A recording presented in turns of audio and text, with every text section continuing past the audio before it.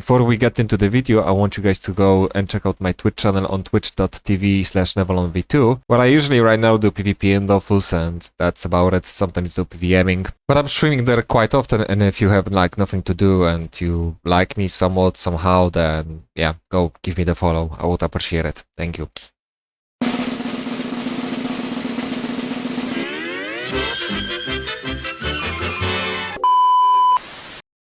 Right now, as I clicked OBS on my second monitor, I can click anywhere here in this area. But as I click back to Dofus, and I try to click anywhere over here, I can't do anything. Hello, I'm Nevalon, and I'm gonna try to keep it short and simple. First of all, how do I feel after the 3.0 update? Honestly, not much different. Questing is still unclear, it's still a Wikipedia gameplay, it's basically still dog shit. You still need to heavily rely on yourself, playing multiple accounts or on the other people. Finding people to play together or to help you out is still RNG. Dungeons are still worthless unless for achievements. Overall, entire PVM system is still kinda shit. But here's the thing, I knew that it's not gonna change. Unlike some of the people, the only PVMing that is somewhat enjoyable is Dreams. But everything else is still very uncomfortable for the players. Ankama came up with generating videos called Your Legend. How come that in some aspects I'm like in 1% of the players that finished certain amount of PVM stuff? Some of you wants the new content while not even finishing the current one. But is it surprising to me that people are not doing dungeons or questing? That in my opinion should be the most fundamental parts of this game. But they are of course still terribly designed. And I'm repeating myself because I said it in the previous video as well. I think that throughout almost 3 years of playing, because I started in March 2022 as you can see on the video, most of the time I spent AFKing or doing PvP. Well, but Unity update was supposed to like give them more comfort for the developers to actually work on the game and also to maybe optimize the game for the players. Unfortunately, we are already 3 weeks after the update and there is still a bunch of bugs which you can see in the patch notes. There is a lot of on the list, and after doing some fights you still need to restart the game from time to time. And I'm not just talking about myself but also about the people that have like way better PC than mine. Now people are memeing that we are in the beta 4, 5, 6 or 9, I don't know. You know, I think Ankama heavily promoted